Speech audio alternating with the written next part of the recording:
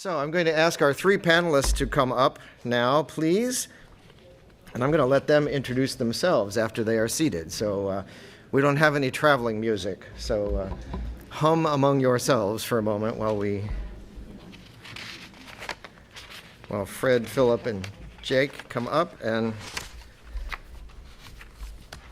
you can either sit behind your own name or you can sit behind someone else's. If you think you're going to say something controversial, you might want to be someone else. So let's just start off. I'm going to ask each of you to just introduce yourself briefly, and then we'll get started with questions. I'm Fred Sheeler. I'm Recorder of Deeds in Berks County. I've been recorder since 2008.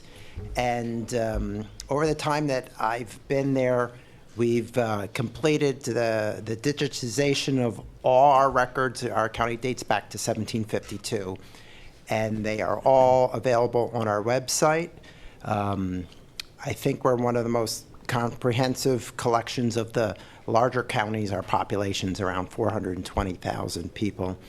Not only are the images there, we have an index of everything. We've used a combination of the old Russell book system of index books, which were digitized and put into a lookup system that can get you right to the document you're looking for. But we've also been working on keying in all the actual indexing of all the names, places as far as the municipality, the recording dates, and so forth. So we've almost all but completed all of our deeds back to 1752. We have about 3 more years that should be done within a couple of months. Then every single deed could be found on a regular type of name search.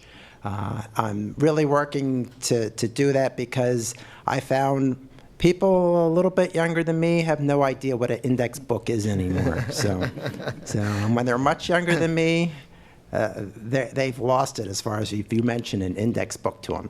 Well, I do want to preserve the digital copies of the index books because, as some of you might know who do a lot of research, people change their names over the course of time as far as the spellings and variations of their names. And if you're really trying to do genealogy on someone from, say, the 1700s, the name that you knew your family of was different back then. So these index books that we have, at least, were sorted in not quite an alphabetical order, but phonetically. So it shows all the similar names in one group of names, which is something I want to make sure we preserve. Great. And now everyone's jealous that you have all that done. I won't ask for a show of hands of who else has everything done. All right, Phil. And I'm Phil Walter. I'm the CIO in Adams County. I've been with the county for 7 years now. I started in 2012, and we are a Class 5 county. I hope today to be able to bring some examples of what we've done within our pilot in Adams County with a few different offices, converting them to PDFA. We still are in a pilot phase. We're not across the finish line. That'll take plenty of time to get there. But I do hope to provide information. I talk to my peers at the County Commissioners Association of Pennsylvania on a regular basis about different strategies that they're using with PDFA conversion, but I'll talk about my story today and hopefully be able to provide some context if there are other areas that you may be looking at and try to fill in those blanks. But thank you for having me. Hi, I'm Jake Goodridge. I'm the Record Services Manager for Chester County here in Pennsylvania. I've been with the county for 12 years. When I started, we were very much microfilm based for long-term retention and had very little digital going on, and that has obviously changed over the last few years. So if you heard a very excited yell when PDFA went final throughout the state, that was probably me. But we're in a similar state where we're very much kind of just dipping our toe in the water of electronic for permanent retention, but things are gaining momentum quickly. Excellent. So just as a reminder, I guess it's been 2 years now, perhaps. I'm looking for Cindy to get confirmation. We issued a new policy around the preservation of permanent records within counties, and it's now moved to the local level as well. It's already at the state level. in the PDF-A format. And just as a reminder, PDF-A is not just PDF. It's the archival version of PDF, and it's just as easy to create pretty much as a PDF, but you have to use the PDF-A. So we want to talk about today people who have begun dipping their toe in. And I don't think we're going to have time for every person to answer every question that we get asked today or that I ask. But it can be conversational. If you have something to add, just please go right on and add it. Last time we did this, we had a round table, but apparently that got surplused, and so we don't have a round table anymore. Go figure. So I think just to start off, how did you choose what records should be saved as PDFAs? From an IT standpoint, in Adams County, we put it out there that we were going to build an environment that would be able to support it, and we put it as a first come, first serve. We would help guide. Our decision was really based around anybody that was interested, so we started with 3 pilot departments: our Commissioner's Office, Tax Services, and Clerk of Courts. We sat down with them, we worked with them one-on-one. IT, believe it or not, in Adams County really has been the ones to take the lead on this, to get this in place. So any departments that want to participate, we've then provided them the resources from IT to get that done. And I think that's going to be a common theme today, that you're going to need support from your IT departments regularly, interactively, not necessarily IT sitting in the background. They're going to have to be at the forefront with you and work your way through it together. So those are our 3 today. We definitely looked at records that had the largest physical footprint, so that we would be able to start to reclaim some of that storage space for use that might be a little bit better suited to where we're going. So Clerk of Courts, just like you, and our Prothonotari's office are probably our 2 biggest users so far. And that has worked well for us because it gives us a nice proof of concept that we can show to offices that don't have the volume, but they can see the advantages that those offices have gained and hopefully translate it to their office. We also had a tremendous amount of buy-in from our IT folks. Could not have gotten to this point without them. So can't emphasize that enough. So Fred, I'm curious, did you look at space use to make your decision It about wasn't what was... primarily space use. The Recorder of Deeds offices throughout the state have been mandated for many, many years to have some type of secured offsite backup, and ours was microfilm. So like in the 1950s, they first started to actually film the real document. If you look at our records before that, they were transcriptions of the document. Someone had to sit there and retype the entire document word for word, and before that they were handwriting it. So our office never kept originals of documents, they were transcriptions. So in the 50s, they decided, well, this is taking way too long typing. Can you imagine that? Taking a document in and sitting there with a big book typewriter and typing everything you saw over again. They'd even write the signatures again, but there again, it was a transcription, nothing that you really saw the original.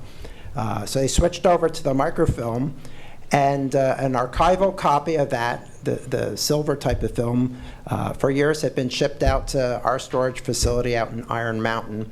And then that was kept up that way until about 2004, when they finally switched over to scanning the documents. And at that time, there was no real film done of that. It was a scan. And later, because of meeting the requirements of long-term backup storage, they'd have to take that digital image, output it to a microfilm machine, and make rolls of microfilm. That was costing us, it wasn't a huge part of our budget, but about $20,000 per year to make these rolls of microfilm that we'd ship off and let sit there. And I keep saying, if we had a disaster in our county, and if we could not restore based on our own county backup of those images, our software company's backup of those images, who hosts every single image that we have, and their backup, which is in Dallas, Texas, in a disaster recovery area, I'm certainly not going to be retrieving microfilm, because I don't think there's going to be a road all the way out to Pittsburgh in that case to get it. So I felt like we were doing this just because we had to, and we stuck it aside. So if we could change that to PDFA, I thought that was the most smartest way of doing this. Our cost of producing that is zero, because I required our records management software company to just give me that option. I could always copy them to TIFF images, and that's what we would have burnt onto microfilm. I said, I want that PDFA, and he hauled around because they saw, well, they weren't going to make a commission off of our microfilm production, which they had been. All I do is run a little computer service once a month after the end of each month and copy all those images. I then use a storage company. We looked into it through our own IT department, and they may not be as advanced as yours. They said, we really don't want to have to worry about that at this time. I'm sure they're going to change as they get some experience from other counties. But we had an outside service company that used to do microfilm, but I believe saw the writing on the wall and got into other methods of storage. Who we just, they retrieve the images from us, and they host the various backup components that are required by PHMC. So it's working good. Now that's every document that we have. And it also, to me, just looking at the logic of this, to have to be required to put something that we never received in a human readable piece of paper or something else onto a human readable roll of film didn't quite make sense anymore, so it needed to be updated. Right now, 85 to 90% of every document that we record, deed, mortgage, or any other miscellaneous document, it arrives to us in digital format through electronic recording. They never send us a piece of paper in the first place. So to take that from an electronic image and then make it into something that was like, that you could touch and feel, just didn't quite make any sense to me anymore. I just want you to understand we are very forward-thinking archivists. Oh, yes. Because we also wanted to cut out that part of the process. So a lot of the people who are in this room or online are thinking about doing something like this. And what advice would you have for them if they're asking, should I have a vendor do it? Should I try to do it in-house? How do I decide what to do? Any suggestions along those lines? If you plan to do it in-house, again, starting with the IT department, that relationship, I spent quite a bit of time working with PHMC on the design layout. It's fair to say that it is up to each county how they're approaching it within their IT department. There is not a single way to go at this. For me to be able to get the okay conceptually with our commissioners, with our solicitor, talking over with legal, making the departments feel as though they were comfortable, they do put good information out on the PHMC website of the requirements, and you need to have your working copy, you need to have your PDFA copy, you then need to have a backup, your third copy. And what we did in Adams County was run that stuff the whole way up the chain. Actually, even David had reviewed Adams County's layout and our design, and that gave me the confidence to say we're prepared, we can do this. Once IT did that part, that was our baseline initiative. Beyond that, then it was education within the specific departments on who wanted to go there. So from an IT standpoint, the important part was that the working copy, even though most counties today or most organizations are going to be working with virtual servers, that more or less means a very condensed environment, not separate servers that are all doing their own thing. We designed it around the necessity with the rule that the working copy had to be separate from the PDFA, which meant two separate databases, SQL databases in our particular case. Then from there we do our normal, backups per night. But then the third key piece that was the driving factor that we knew we needed to have in place was leveraging a backup repository outside of the region. So through the County Commissioners Association of Pennsylvania, we found out about the PA Compute Services contract. That is a data center down in Ashburn, Virginia that we are able to leverage along with the Commonwealth to store our data down there as well. So it made perfect sense to utilize that, considering CJ just compliance, and feeling as though we were going in a direction that others would probably go down as well. And that checked a lot of the initial boxes to get the buy-in from the departments to even consider this. I mean, it's taking that physical copy, putting it in the digital world, and with ransomware attacks, the different threat vectors that are out there today, it's certainly one of those areas that you need to know that if you're going to digitize these documents and ultimately get rid of the paper, that you have your backups and your backups of your backups, and you're meeting your redundancy requirements at that point. Yep. I would say I would echo a lot of that, but I would also say know your stakeholders and know what advantages you can offer them by going to PDFA versus whatever they're using currently. If I'm going to talk to our commissioners about this initiative, I'm not going to walk in and talk about records. I'm going to talk about budget considerations. If I'm going to talk to my IT department, I'm going to talk about what that's going to mean for them. If we've been in a microfilm world and now we're going to digital, I'm going to need their help. So I need to make sure that they're on board with this and they understand the impact to the entire organization that this is going to have. If I'm going to talk to my individual offices, they just want access to their records. So how can I make that easy as possible for them if we move from paper, which is what they know, to electronic, which is something they may not be completely comfortable with.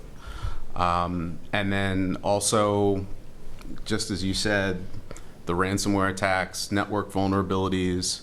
If this gives us an ability to take records offline and then use those in an instance where we may not have network connectivity, that's a big selling point to a lot of folks. To say, hey, the computers are down, but your records are available. That can get some people on board. So those may be a few options for you to try if you're having difficulties with some of those things. Fred, you use a vendor. Yes. So what would you say to people who say, should I use a vendor? You want to make sure that vendor is fully in compliance with the standards. Our vendor did work with PHMC when they were originally working out those standards, but you want to make sure that you're following up and doing your due diligence, that they are backing it up on the various formats, and that they are updating things as Adobe might change the process or the system, so that if you do need these things years down the road, that they're not trapped in some type of a outdated format. So you have to be on top of them. You can't just blame your IT department. It's easy to do sometimes. What county offices tend to do. As much as we would love to sometimes, right? Yeah. Now, if I had the choice, and my IT department will probably eventually start doing this for other county offices, that way I can say, well, they're taking care of it. And if something did go wrong, then it's kind of not my fault anymore because I didn't pick that vendor. But I did want to make sure I dealt with the company. And it just kind of worked out. It was a company that we had used for, the little bit of microfilm that we had to still deal with, that I felt confident, and I actually, worked with those people for 12 years. So it was nice to have a company that you felt you had some background with and trust. Good. The policy includes about 9 pages of standards that have to be followed, and then there's another, I don't know how many pages of guidelines that we put together to help people understand the standards and give them advice about it. And so what I'm hearing is making sure that vendors are very aware of those and they follow the standards and not just say, oh yeah, we're keeping it as a PDFA.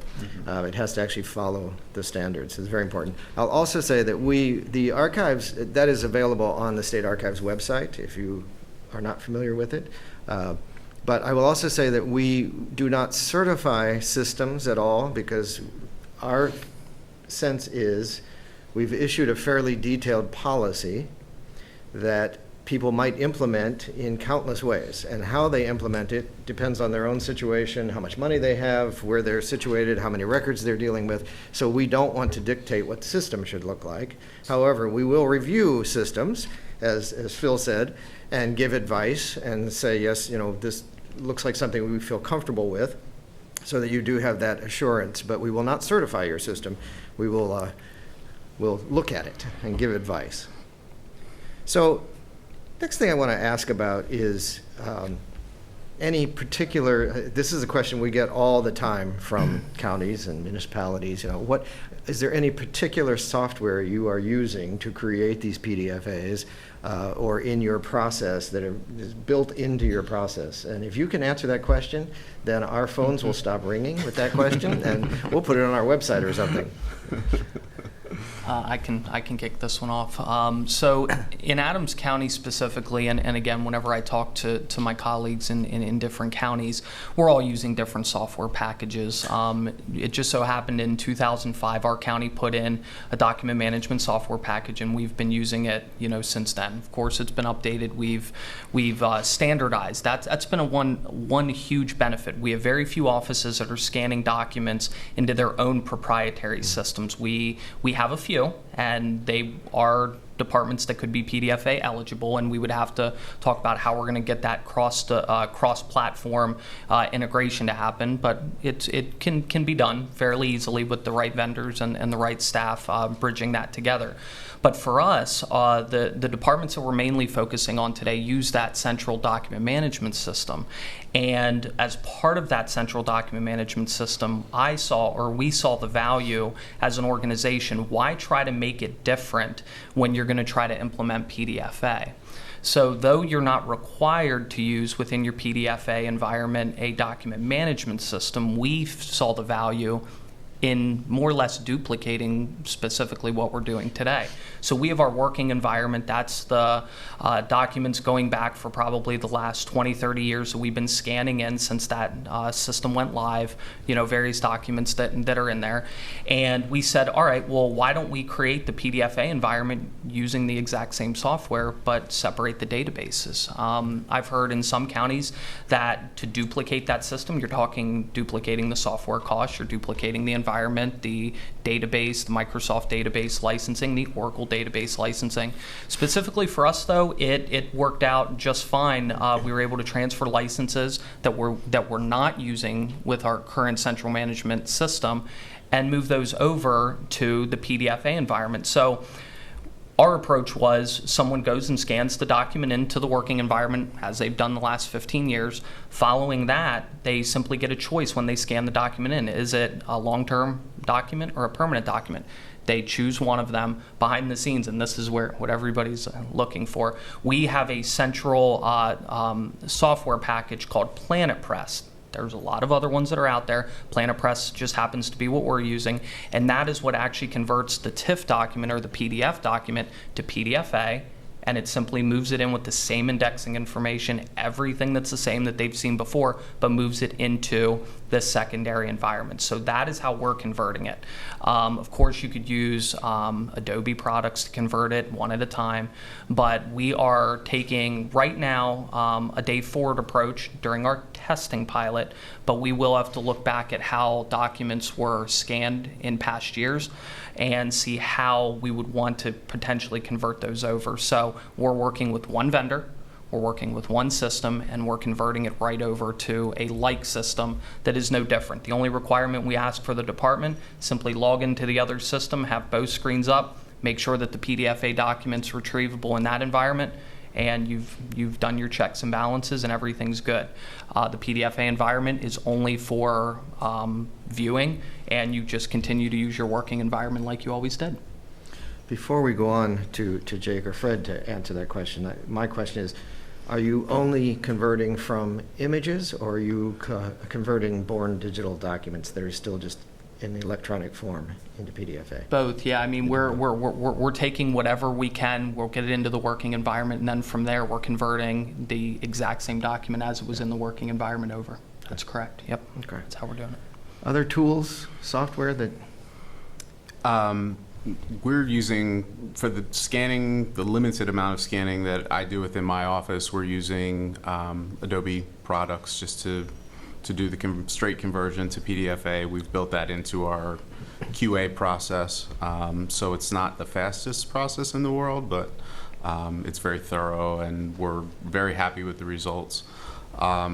We have a lot of offices that tend to have their own software system that they use. And so once again, making sure that our tech department is informed on what the PHMC requires, what the county requires in order to have the flexibility to use those formats within those individual pieces of software in those individual offices is just very important to us. But we make sure that everybody has that information and that it becomes part of any decisions that are made for future software in offices and for existing software.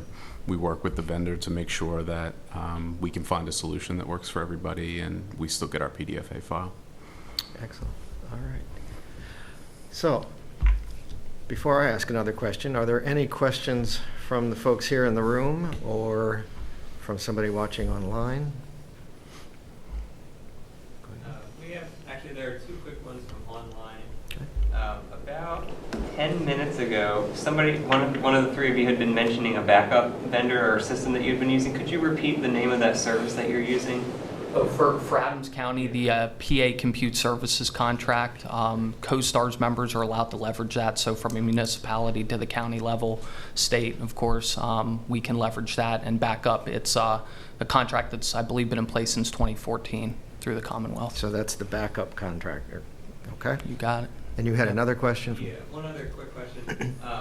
And I'm going to kind of paraphrase this one, but it seems like a lot of times when a county is trying to implement PDFA, there are a lot of offices that are sometimes anxious about adopting this, and it seems like the question is, what if when we're scanning our documents we miss one, and then that's a permanent record, we're liable for it later? So what would you say to somebody who is nervous about getting rid of the paper stuff because the scanning might have missed a document here or there? Let me just repeat that question in case they couldn't hear it online. So the question was, what do you say to an office that's nervous about scanning documents, converting them to PDFA, and getting rid of the paper in case they miss a document that they'll be liable for later on?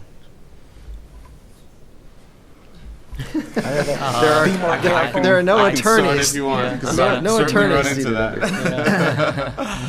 that. I think step one is to make sure that you get on the same page with the office that has the paper. I think there's this false belief that if we have the paper, we have everything. A piece of paper is just as likely to go missing as an electronic document. So, let's begin by saying we're not safe no matter what format we're in 100%, and we have to make sure that we account for that. The second step to that is really focus on building QA into your scanning process, whether that means you build it into a contract with a vendor, whether that means you're having different people do independent checks to make sure that the paper matches up with what has been scanned. I've found that just being incredibly conscientious as the actual scanning process is happening can catch and correct many errors if they come up. And offices have to be willing to put resources behind that. So if that's a prime concern, then you need to work with them to make sure that if you need people to look over files, if you need people to compare paper to electronic as you're going, then that's what it's going to take. But I think the beginning of that, this sort of false belief that if we have our paper files, we have everything, we have to get past that first. Anyone else want to comment on that? From an IT standpoint, there's really nothing that I can offer you other than I think it's a business function, QA, strong QA. You got to make sure that the stuff's in there. I know even departments today are even within their working environments. It may not even be a PDFA document, but they have QA processes to make sure that they feel confident that that document got in there. You got to look at every page, the quality of it, ensure that it's in there, and move forward. But the IT guy doesn't have a silver bullet for you right now, at least not yet. I think I want to reiterate the idea of putting the resources behind it. I ran a scanning operation once where we scanned the mail as it came in, and that's how the staff received their letters and forms and things. And then we also did backlog scanning of documents that already existed. And the consequences of losing one of those pieces of paper was so great, the consequences were so great, excuse me, that we did 100% QCing of every single document that we scanned. One person would scan it, somebody else would check the image against the paper, every single document, because we simply could not afford to lose a document. It would just be terrible for the clients.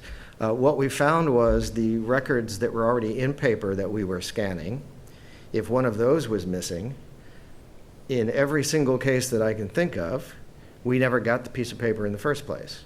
But then we were accused of having not scanned it. And so we had huge systems in place to log everything that came in the door so that we could prove, no, we never got that file on John Smith, because here's our record of everything we've received from you. And in a couple of notable cases, people screamed and hollered and everything else, and then found the files in the bottom drawer of their own desk and such. So you need to track very carefully, but how carefully depends on the potential consequences of losing the document, and it could be up to 100% of checking. Right? Yeah. Right. Anything to add, Fred, on that one? In the Recorder of Deeds offices, it's a little bit different than when you're looking at the type of records that in general a county is trying to put in this format.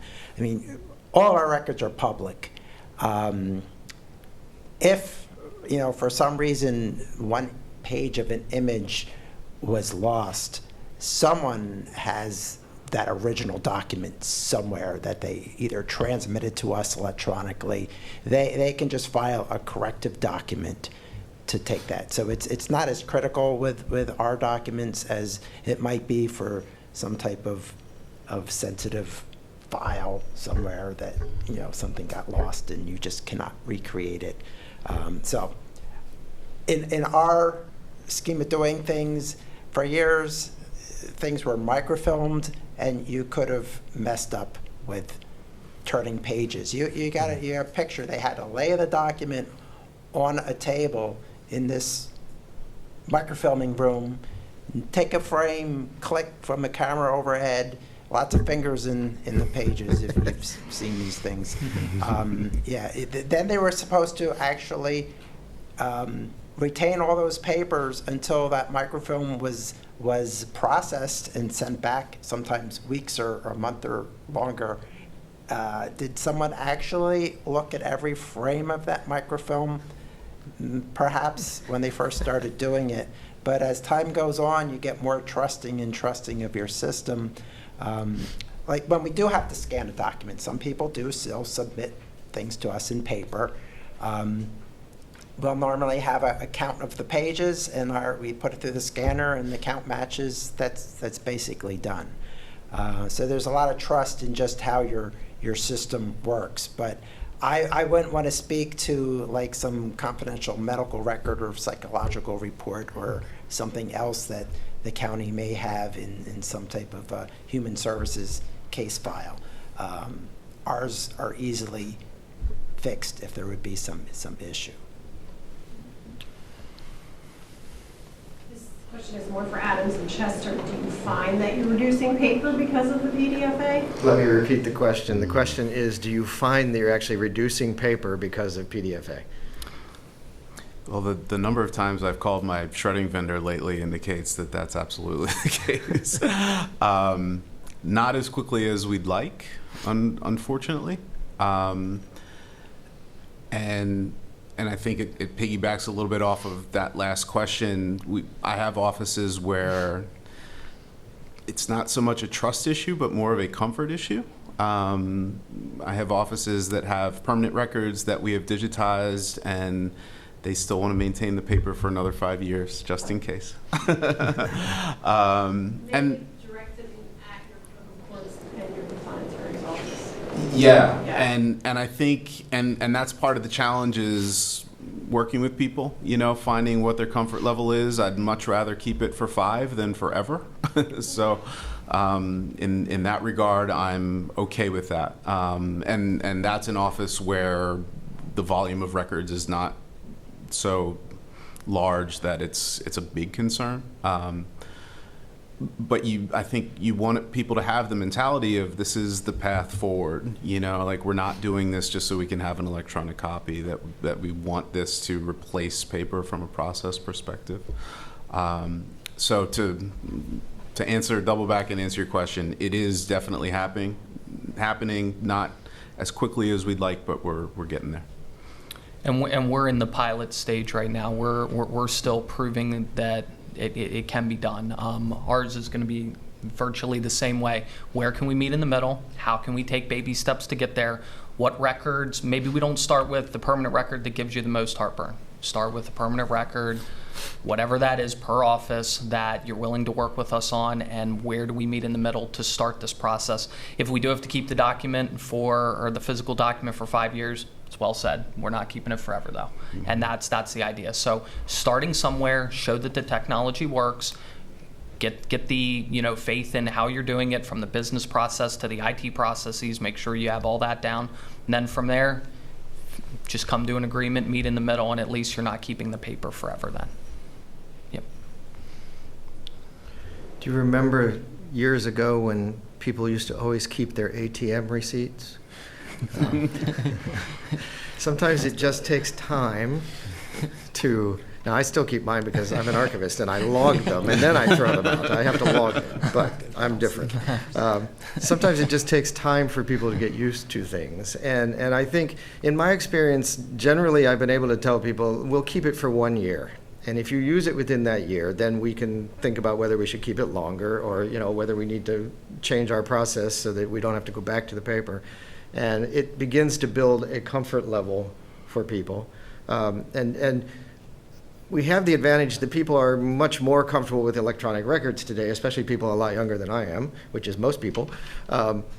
We get electronic bills, we pay them electronically, we don't keep as much paper, most of us, as we used to. So I think QC can be a changing target over time. Maybe you start with 100% QCing until you're really comfortable and you say, I don't really need to check 100% of these because in 6 months I've never found a mistake, so maybe I just need to spot check them. And then I do want to go back, though, to the point that I think Jake made. Part of it is an attitude and a perception that we're not just doing this to have an electronic copy. We're doing this because we're moving that direction and we are getting rid of paper. And if people go into it with that attitude, that's very different than if they go in that, oh, this is just another copy of the thing. So that was a really important point there. Other comments from the panel on that? Okay. Other questions here? I'll ask. Please. If you find any legislative impediments, surprise impediment, some solicitor finds something buried in the county code from 1910 or something that wasn't repealed, does anything happen to the destruction of paper? No. In my situation, in most cases, the elected officials are the ones that are really driving the change and stay on top of the legislation. They may be, privy to information more quickly than I am. So. It's not real appropriate for counties. It would apply more to municipalities. So I'll ask a real quick second question. Sure. Then. Is anyone hearing from any municipalities, like a council of governments or anything, who might be interested in doing this about your experiences? So the question was, is anybody hearing from municipalities who are interested in doing this? Have you been contacted by any within your counties or? It's actually ironic you brought that up. So about a month ago, I did present in front of our Council of Government the idea of digitalization in general. They're not quite there with PDFA, the whole idea of that yet. So just getting them to scan is really kind of on the forefront for them. First step. So once they get to that point, then I think they could start to consider it. But that was the reaction that I got, was that they're very paper driven, even to the point that there may not even be a digital copy that exists. I think that within a couple of years, this is just going to roll. Yeah. And it's going to explode. Once the municipalities understand that this can be done, and it'll make life a lot easier down the road. Sure. That we're going to walk through a door here. Yeah, we haven't reached the door where it's going to pick up that much steam yet. The genesis of this was that the state archives issued a policy for state agencies in cooperation with the Office of Information Technology that allowed the state agencies to keep long-term records as PDFA rather than as paper or microfilm. And that was the first step toward doing it more broadly. And by the way, at the state level, it does not apply to permanent records. It only applies to records with a retention of 10 years or more that are not permanent. That's mainly because we have a state archives where we can take the permanent records, even if they're paper, and we can decide at that point if we want to scan them and keep them electronically.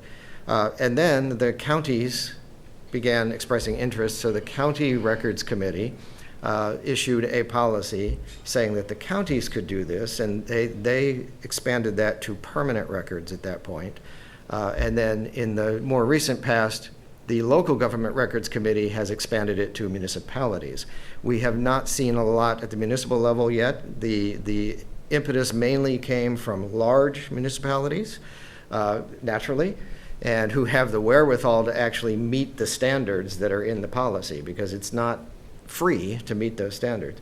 So we expect we'll see some movement in the Pittsburghs and the Philadelphias and the Allentowns and the bigger places before we begin seeing it in my borough of Camp Hill. So it's going to just take time. But we really felt like we needed to give that option to. I think it's going to come from the call. Yes. That they're going to recognize that this is a program that they can work with their members with. And that's what we're going to see. Good. All right. Thank you for that. Any other questions? Did we have any more from online?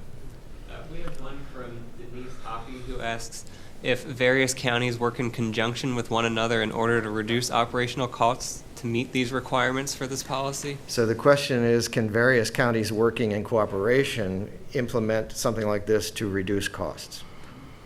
What's your take? I know from a policy point of view, there's nothing that prevents them from doing that, but what's your take from a practical point of view? From a practical IT standpoint, anytime that you can consolidate down systems, I mean, that's certainly a win.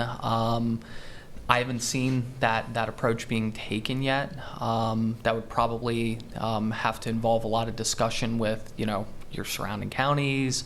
Where do you see the value there? From an IT standpoint, anytime you can consolidate down, there are savings that would happen.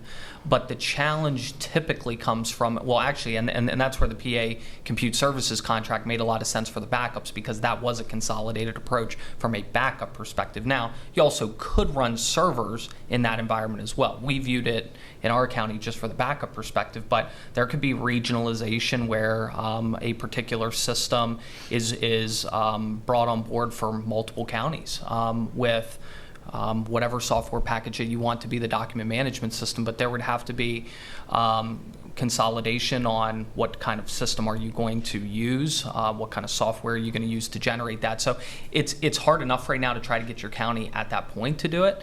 But yeah, that certainly could work. You would just have to consider, where do you want to host the data center, what type of software do you want to use. Those are really, from the IT standpoint, what you would look at first. And get cooperation across the board that's what everyone would want to utilize, which is really good in theory for the long term. We haven't done any work cross counties, but certainly cross departments in my specific county. Especially if you're using an outside vendor to do a large backfile conversion project or something, your cost per image can drop fairly quickly if you can guarantee that they'll have quite a bit of business in front of them. So again, it's how do you determine who goes first, who gets their images first. All those things would have to be worked out, but there's certainly some potential there. I would also like to see more cross-county cooperation as far as perhaps storing backups of images for continuity of operations perspectives, or network or natural disaster. If we could partner we're on the east side of the state, if we could partner with somebody on the west side of the state and vice versa, that might be a good way to maximize our resources as a state. As long as we've been doing this in paper and microfilm, that sort of cooperation isn't really very feasible, except you send the microfilm to the state archives. That's about as feasible as it gets. Right. So it seems to me this opens up a lot of possibilities that have not been Oh, yeah. possible before. It does. Great. Other questions in the room? Did we have any from online, Tyler? Yeah, we have one more question. Sorry, I wrote on my notes. Have you noticed a difference between your old microfilming and storage process costs and current scanning and storage process costs? So the for question was, have you noticed a difference between the old microfilm scanning, or microfilm production and storage costs and the scanning production and storage costs? We definitely have. The fact that we're able to do so much more in-house is what has made the biggest difference for us. But to follow up on that, we were losing vendors left and right. A lot of the microfilm vendors that we used either went out of business or decided to move on to other business opportunities. So we have realized the savings, but it's a little bit hard to quantify exactly how much that is. The bigger benefit to us is that we can guarantee that the work gets done. If I needed to get a roll of microfilm converted today, it would take a decent amount of work to find somebody to do it. But if I need to get something scanned, I can walk into a different room in my office and it's done. So that's been the benefit for us in that regard. Fred, have you? And as far as just one county recorder of deeds office, our costs have dropped more than $20,000. That was how much it would cost us on average to create that archival microfilm. We would have shipping costs to get it put into storage, and then we would have the rental of space, which kept increasing year after year. You know, when I first started in 2008, and I saw about a month's worth of microfilm might have been in, you know, those small boxes about an inch thick, and maybe a month would be about this long. But if you think of that, you know, 12 times that for a year, times 12 years, it's a bigger and bigger space. I mean, of course, that's in microfilm. I hate to see what that would have looked like in paper, because just our paper records, those transcriptions from 1752 to about 1953 would fill up a pretty big amount of this room. So if you would compare that to another office that hadn't been forced into storage with microfilm years ago and was still doing paper, it would have been a gargantuan amount of paper that we would be needing to store. And if we would have had to store a paper copy of that in some secure facility, you know, like some of these offices are doing, it's an outrageous amount of money. And Yeah. if you really want to know, come to my State Record Center and you'll see, I calculate that between the State Archives and the State Record Center, my staff care for 1 billion pieces of paper right now. So we're all in favor of electronic records. Yeah. Sorry, you were going to say, Phil. No, yeah, I was just going to point out one thing that you always want to keep in mind as we are modernizing is we're putting more reliance on these systems. As counties continue to adopt this and that relationship that I talk about between IT, a decision is ultimately going to need to be made. You know, do you keep the resources in-house to continue to expand this as it grows? You know, just I mean, I know a lot of IT departments in counties are strapped for resources already, and as this reliance continues to grow, just keep in mind if you want it to be efficient, if you want to continue to scale these things outward, that there are going to be costs beyond just servers and, you know, different things like that. If you're going to need talented individuals to work with you to get your records identified, get them into the systems properly, the way that you want it done, there is going to be IT resource needs for the future as well. So as we shift and modernize, that's a trend that we traditionally see in IT. It's one office becomes more efficient. That is the office that is now starting to scan the documents or have them for long term.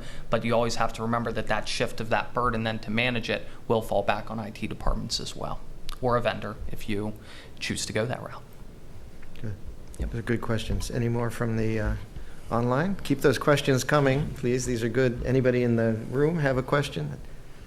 If not, I have another. So far we've talked about the software you're using, the technology, the vendors and such. Looking at this process as an entire package. What else goes into that package? Did you have to rewrite policies? Did you have training that you needed to do? What are the other things that maybe are not so technological that you had to think about as you were moving this process forward? First one that comes to mind for us, we're Class 5. There are some counties that have an archives department. We do not.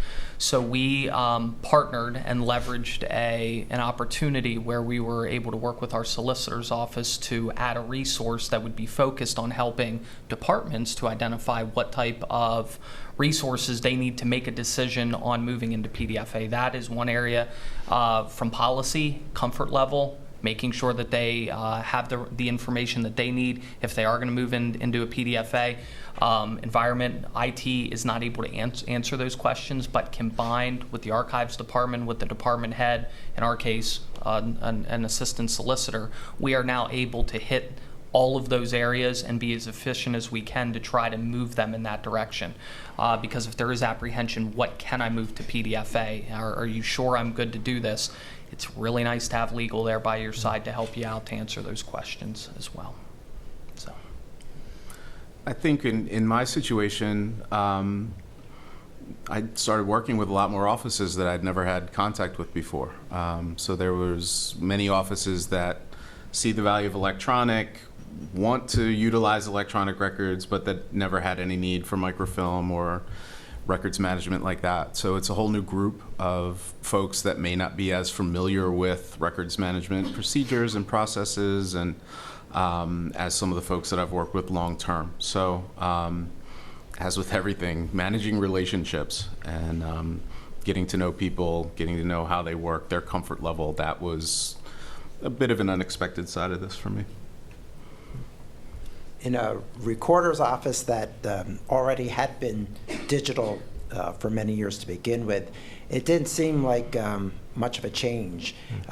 Instead of monitoring that microfilm was created, it was just a matter of pushing a few buttons on a desktop utility that output to PDFA. It's actually simplified things for me and made it a bit more precise. Our software company that hosts our recording platform and our website, they were required under our contract to output those images monthly to the microfilm, and you had to keep up on them and make sure that it really was done. They would have some glitches with the microfilm company that they outsourced that to. And sometimes those films were not coming for like 6 months after the close of that month. So how precise was that backup if something really did require utilizing that? It could have been lost between that time. So with a PDFA, it's almost instantaneous. My utility runs in probably like 3 minutes or less, and their output to my computer, which then I copy to a flash drive, and our vendor picks it up. They physically come and pick that drive up and then load it into their servers. So the precision is what I like about it. There really wasn't a big disruption to anything that we do. So, go ahead, John. I want to give the speakers an opportunity to celebrate the successes from the user side, from the stakeholder side.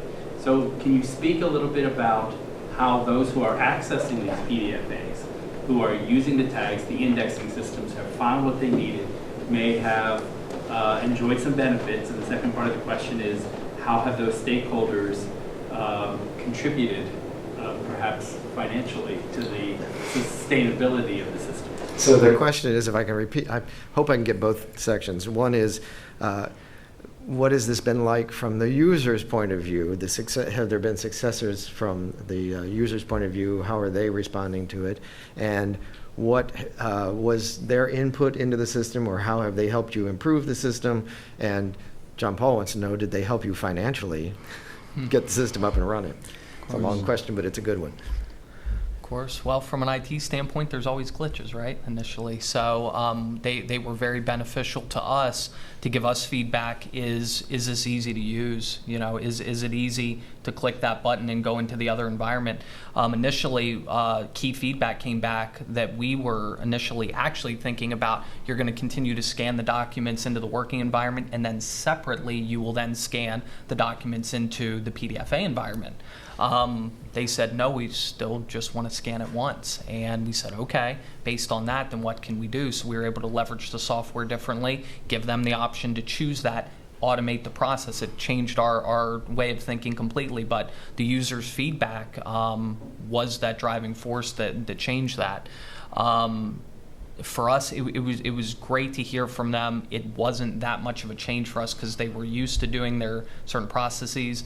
Now they're moving over and they're just checking on a document in our PDFA environment that they've been doing the last 15 years in the working environment. So it didn't create any problems. On the financial side, a lot of the departments that we started with are on our records improvement committee. So there are monies there that we were able to request, bring to the table and say, let's try this and let's move with it, as opposed to building an extension or a properly controlled environment for records that we're starting, to bust out of the seams of the courthouse today. And we said, why don't we try this first, then we'll come back to that. And the Records Improvement Committee was open to it. And at this point, they've continued to fund us and help us as we move that along. So it's really good to work with the departments that are part of that committee, because their departments then benefit as well. So that's a parallel we've seen thus far. And hopefully there'll be more money to come.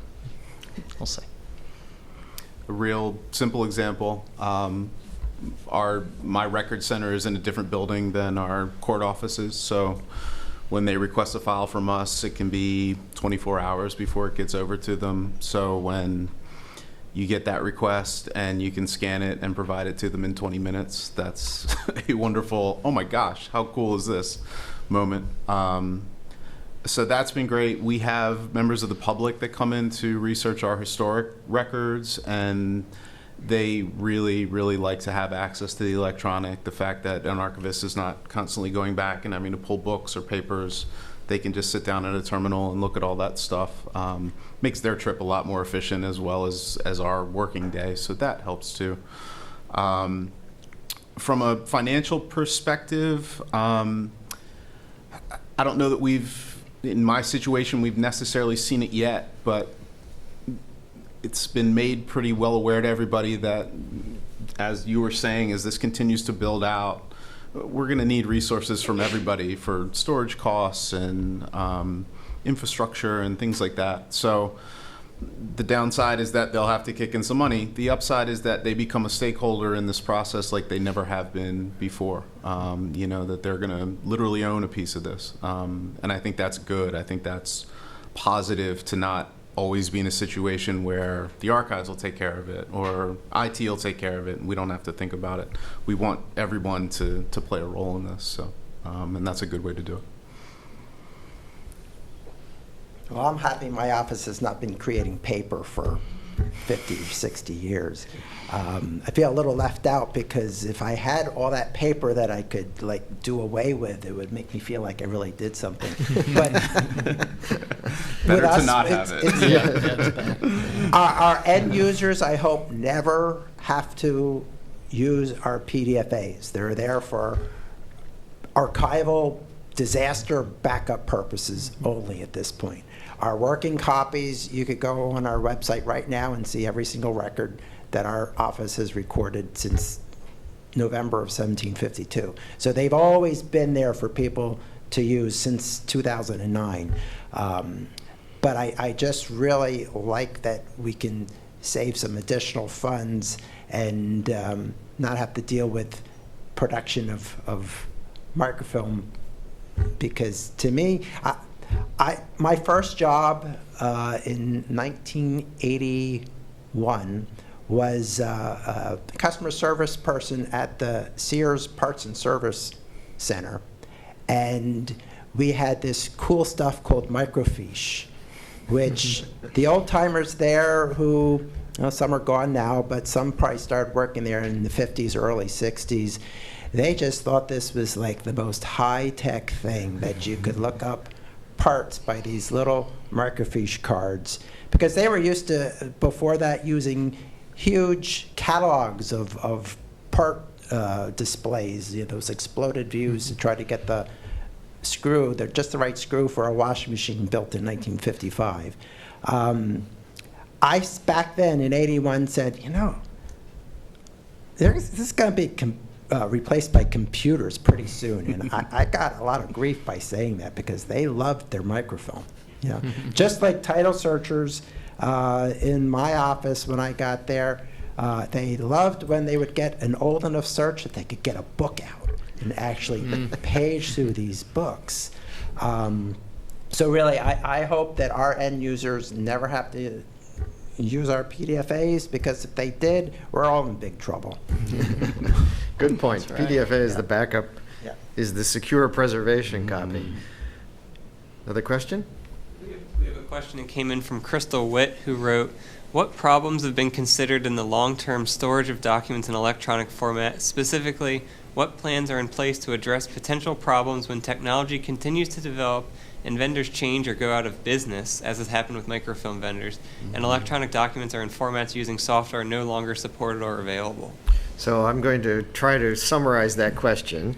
I'm going to summarize it briefly. What's been done to guard against planned obsolescence of the software itself and the vendors who are managing the software? And I'm going to actually answer that from a policy point of view, because before this policy was implemented, the reason PDF-A was selected was because it is an international standard that is published.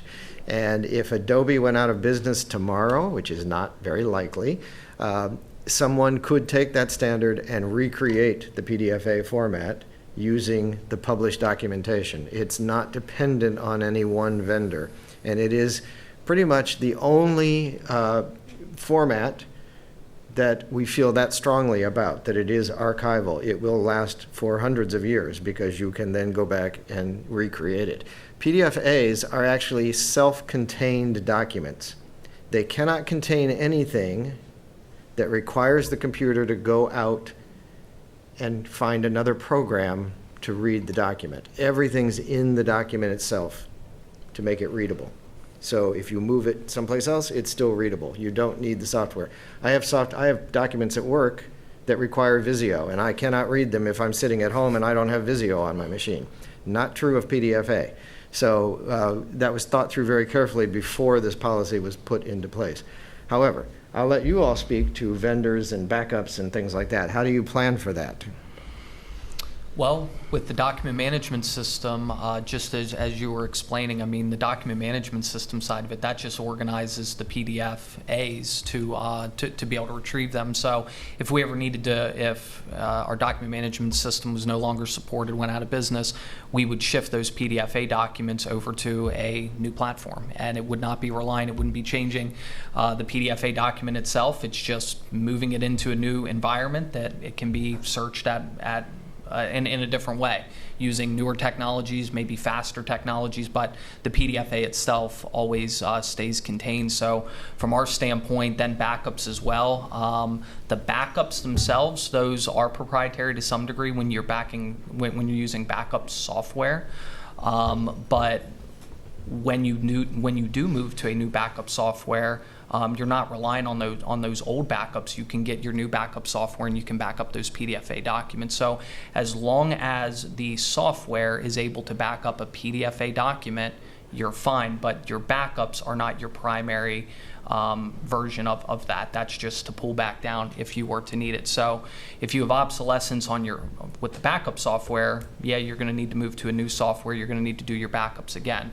Converting your backups from one software package to another, I'm sure could be done, but it's probably not necessary considering that your live environment's the one that matters, the PDFA environment. So you can switch your software vendor and do your backups differently. But from the primary environment, from the production environment that you're working out of to manage your PDFAs, irrelevant, because it can be converted and moved to another document management system.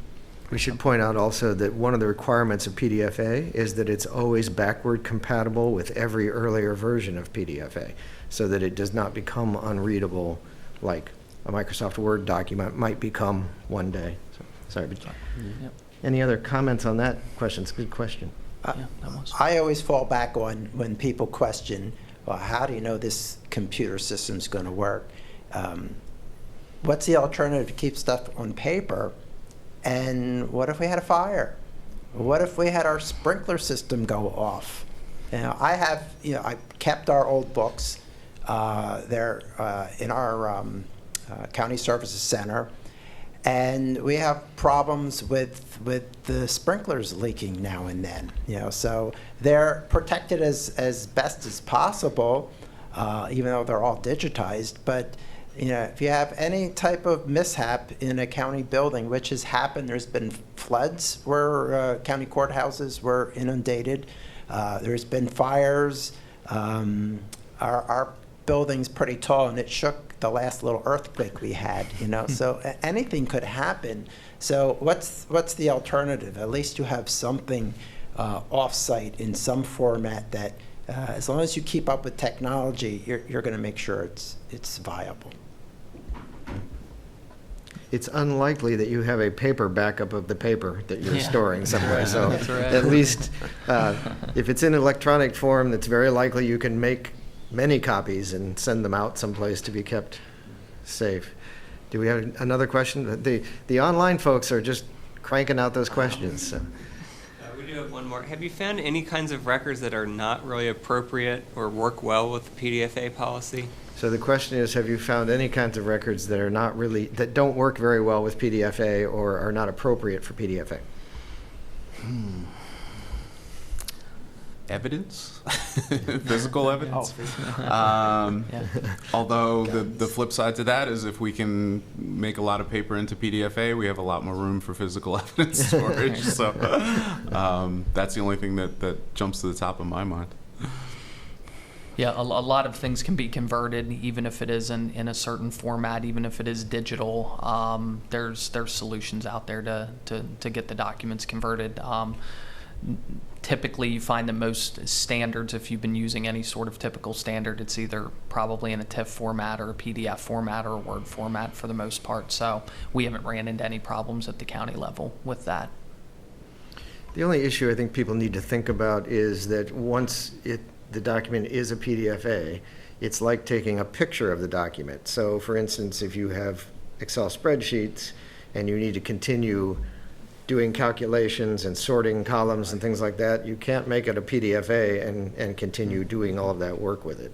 So even in the policy, I think, or in the guidelines, we say PDFA is not appropriate for 100% of all the documents. It's appropriate for those that can be frozen in time and then never changed after that. And at the county level, I suspect the records that we're talking about here, most of them fall into that category. At the state level, my own sort of back of envelope estimate is that probably 80% of what we produce can be frozen in time, and everything else has to be manipulated going forward. So is that I concur. accurate? Okay, all right. We have concurrence here. Any other questions from the room here? All right, any more questions online? No more questions online. All right, I'm going to ask a final question here, and I'm actually going to ask two questions, and you can answer either one of them or both, but you have to be very honest with the answer, okay. right? And we won't tell your bosses or show that recording to them or anything else, but the two questions are, answer one of them. What is the problem that you still have to work out, that you still haven't figured out how you're going to handle it? Or what's the biggest mistake you made in doing this that either you had to start over, or if you could go back, you'd do it differently? I would say the hardest questions that I get go back to what we talked about earlier, human error. What can we do? How do we take certain documents that we've been scanning in for a decade plus? Let's say, for instance, not every document was scanned in its individual particular type of document. It was scanned in as a packet, for instance, and just one of those documents within that packet is PDFA eligible. The challenge that we run into is there is a tremendous amount of manual work that then needs to be done where am I really going to bring that entire packet over from a working environment over into PDFA? So no one was necessarily thinking about this where it's going to be that uniform that you can take that specific document, easily convert it. It depends how the template was built, what documents and the associated documents that were scanned in together, how they're going and searching those documents. So unfortunately, in a perfect world, you would have them all broken out into their nice individual, this is what this document is, this is how this document is indexed, this is how this document, it kind of stands alone, if you will. So our biggest challenge is going to be how do we pull certain digital documents out based on how they were scanned in, pull the relevant stuff out, and then get that moved over into the PDFA environment. That's been the biggest challenge thus far, is the preparation of the documents, how they were scanned in over all these years from a digital standpoint, not necessarily the paper and getting it in, but the back scanning, that if we are going to move beyond date forward techniques and go back to the back scanning, then we're going to have some real challenges on how we're going to bring that over. So I don't know if we're going to necessarily be able to bring everything over that is specifically just PDFA eligible. We may, in fact, have to bring over documents as well and convert those, even though they aren't necessarily PDFA eligible, but to capture the ones that we have to, that may be the way that we have to go. We'll see. So that's been a big challenge thus far. Yeah. I think for me, I misjudged the level of enthusiasm that the people, the department heads and such that I work with would have, because I was so excited about it. And I think that's probably a lot of us in this room. We spend a lot of our time thinking about records, and when things like this come down the pike, it's like, all right, let's go. And you go and present it to somebody and you get a deadpan look back. So, and as part of that, this all sounds great when you're all sitting around a conference table and talking about it, and the future is coming, and here we go. And then the moment that person has to let go of that piece of paper for the last time, that enthusiasm can change very quickly. So I think having very realistic expectations that this is not going to be something, that one day it's one thing and then the next day it's completely different. That may be a little bit realistic. Budget more time to get people on board. That's, if I could change something, that's what I would change. Great. But you get there eventually. So That's great. Yeah. What the challenge that I'm faced with is the decision, should we take the 265 years worth of microfilmed records and put them onto PDFA, and possibly dispose of the archival microfilm that's there now, or at least stop housing it in an expensive storage environment. So that's something I plan to tackle over the next few years, decide. I may just start working our way backwards and just do the documents that originally did originate in an electronic scanning environment back to about 2004. Or should I decide to take the ones that originated on paper, were converted to microfilm, which were converted to digital image, and now put it in another form of digital image? That's our decision.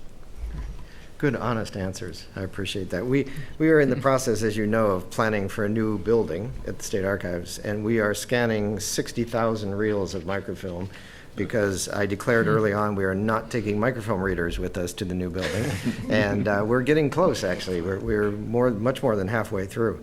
And I get a lot of questions about the building, so I'm going to sneak in a comment here. We're getting very, very close to letting contracts for the construction. We're on target. We had a delay because we moved our location, as you may recall from a couple of years ago, but we're building up on 6th here in Harrisburg, between 6th and 7th, and the bids are out and the responses are back, so we're getting very, very close to getting started. And if we don't have winter, we might get done quickly. I don't know.